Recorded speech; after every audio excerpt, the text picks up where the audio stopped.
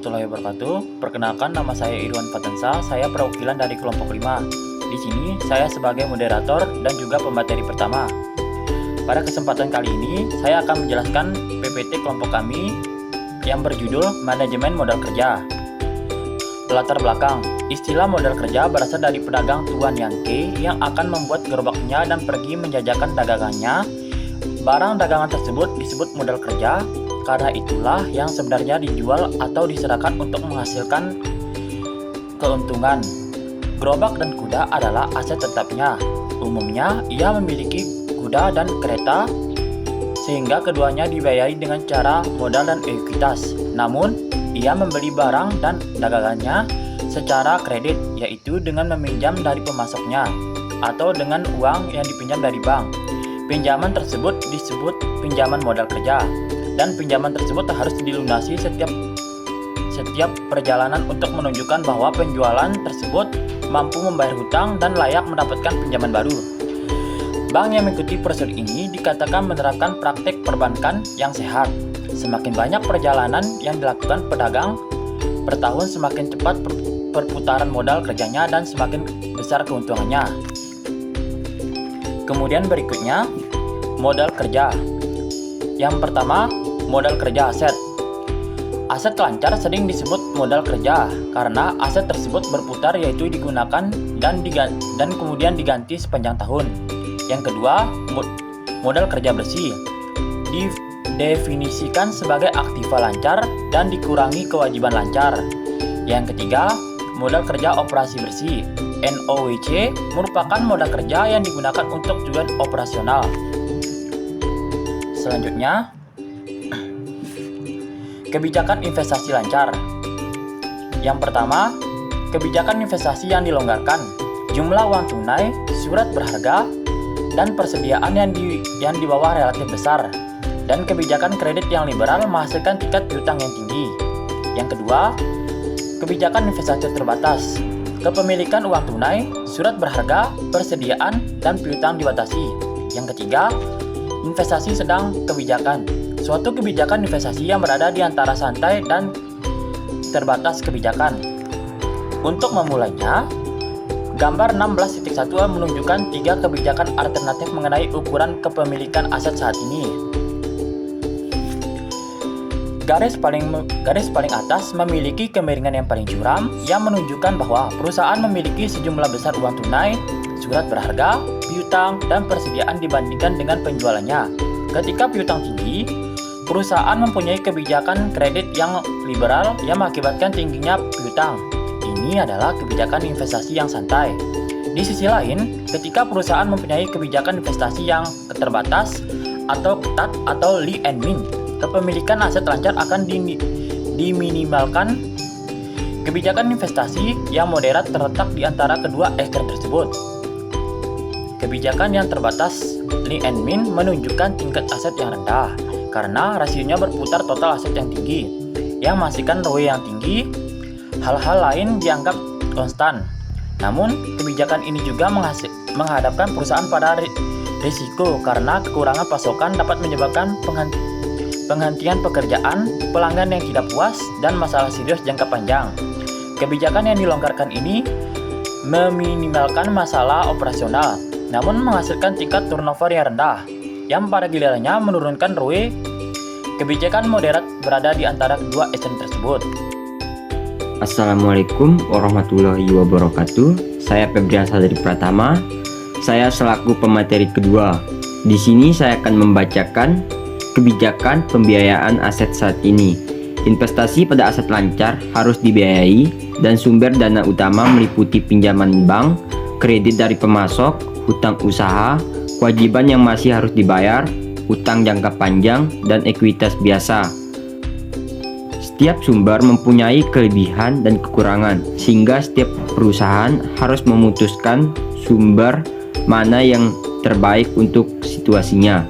Namun, perlu diingat bahwa aset lancar jarang sekali turun hingga 0. Perusahaan mempertahankan beberapa aset lancar permanen yang merupakan aset lancar yang dibutuhkan pada titik terendah dalam siklus bisnis.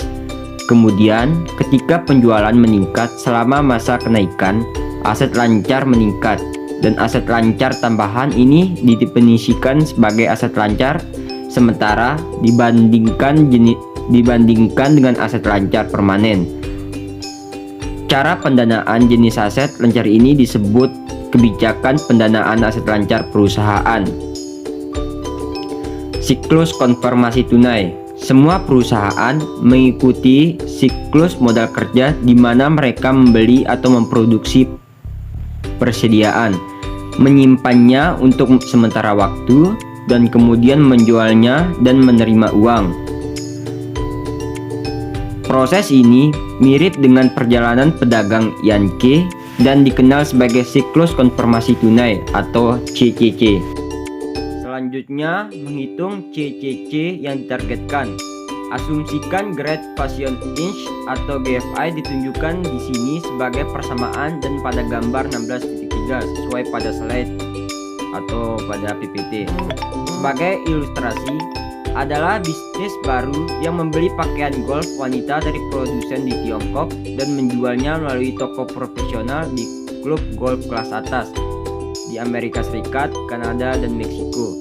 Rencana bisnis perusahaan mengharuskannya membeli barang dagangan senilai $100.000 pada awal setiap bulan dan menjual barang dagangan tersebut dalam waktu 60 hari. Perusahaan akan memiliki waktu 40 hari untuk membayar pemasoknya, dan pelanggannya akan membeli waktu 60 hari untuk membayar pembelian mereka.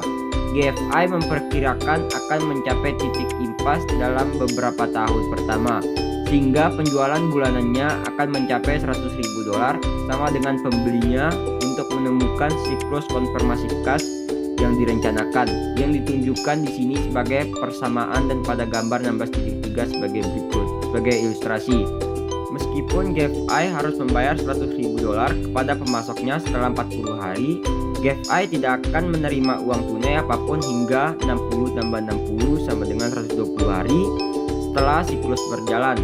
Oleh karena itu, perusahaan tersebut harus meminjam barang dagangan seharga $100.000 dari banknya pada hari ke-40, dan perusahaan tersebut tidak akan mampu membayar kembali pinjaman tersebut sampai perusahaan tersebut menagihnya dari pelanggan pada hari ke-120. Jadi selama 1.204.080 hari yang merupakan konfirmasi tunai cycle atau CCC, ia akan berhutang pada bank sebesar $100.000 dan akan membayar bunga atas hutang ini. Semakin pendek siklus konfirmasi tunai, semakin baik karena akan menurunkan beban bunga.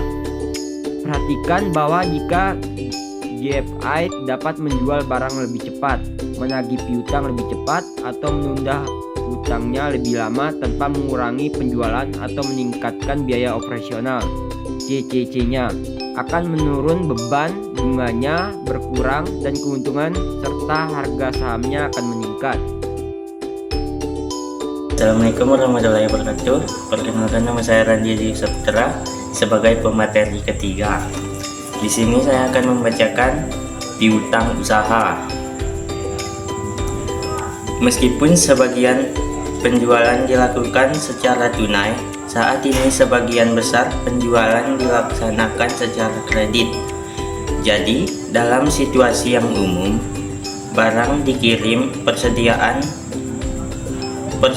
berkurang, dan piutang dagang tercapai. Jangka waktu kredit. Jangka waktu kredit adalah jangka waktu yang diberikan kepada pembeli untuk membayar pembeliannya.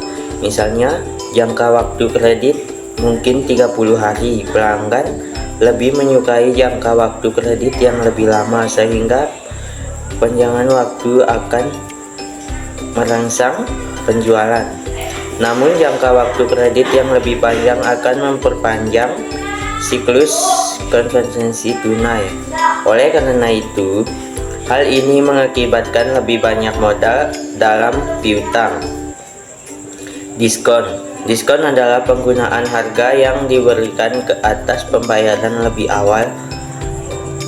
Diskon menentukan presentasi pengurangan dan seberapa cepat pembayaran harus dilakukan agar memenuhi syarat untuk mendapatkan diskon. Misalnya diskon 2%. Sering diberikan jika pelanggan membayar dalam waktu 10 hari. Menawarkan diskon memiliki dua manfaat. Pertama, diskon berarti penurunan harga yang merangsang penjualan. Kedua, diskon mendorong pelanggan untuk membayar lebih awal dari harga yang lebih rendah dan pendapatannya lebih rendah kecuali jumlah yang terjual meningkat. Cukup untuk mengimbangi penurunan harga. Manfaat dan biaya diskon harus seimbang ketika kebijakan kredit ditetapkan. Piutang usaha standar kredit mengacu pada kekuatan finansial yang diperlukan untuk mendapatkan kredit yang dapat diterima pelanggan. Berkenan dengan standar dari kredit, faktor-faktor yang dipertimbangkan bagi pelanggan bisnis mencakup rasio-rasio seperti rasio utang pelanggan dan cakupan bunga, riwayat kredit pelanggan, apakah pelanggan telah membayar tepat waktu di masa lalu atau cenderung menunggak, dan jenisnya. Bagi nasabah perorangan, standar kredit mereka yang dikembangkan oleh lembaga pemeringkat kredit adalah hal yang utama. Adapun kebijakan penagihan mengacu pada prosedur yang digunakan untuk menagih piutang yang telah jatuh tempo, termasuk tangguhan atau kelemahan yang digunakan dalam prosesnya. Pada satu sisi, perusahaan mungkin akan menulis serangkaian surat sopan setelah penundaan yang cukup lama. Di sisi lain, rekening yang menunggak dapat diserahkan ke agen penagihan dalam waktu yang relatif cepat. Perusahaan harus agak tegas, tapi tekanannya berlebihan dapat mengurangkan pelanggan yang bisnisnya menguntungkan. Untuk membawa bisnisnya ke tempat lain, sekali lagi keseimbangan harus dicapai antara biaya dan manfaat dari berbagai kebijakan pengumpulan dana. Dan adapun kesimpulan dari kelompok kami, setiap perusahaan membutuhkan modal untuk membelanjai operasi sehari-hari. Kemudian dana yang telah dikeluarkan itu kembali lagi masuk dalam perusahaan dari hasil penjualan barang-barang yang telah diproduksi oleh perusahaan tadi. Elemen-elemen dari modal kerja seperti persediaan, piutang, dan kas pada hakikatnya mengalami perputaran sampai kembali lagi menjadi bentuk kas dengan nilai yang lebih tinggi dari semula kas itu dikeluarkan. Investasi inilah yang dibutuhkan dalam perusahaan karena sifatnya yang sangat fleksibel sehingga mampu untuk menyesuaikan nilai barang terhadap gejolak pasar yang kian naik dan kian menurun. Terima kasih, itulah kesimpulan dari kelompok kami. Wassalamualaikum warahmatullahi wabarakatuh.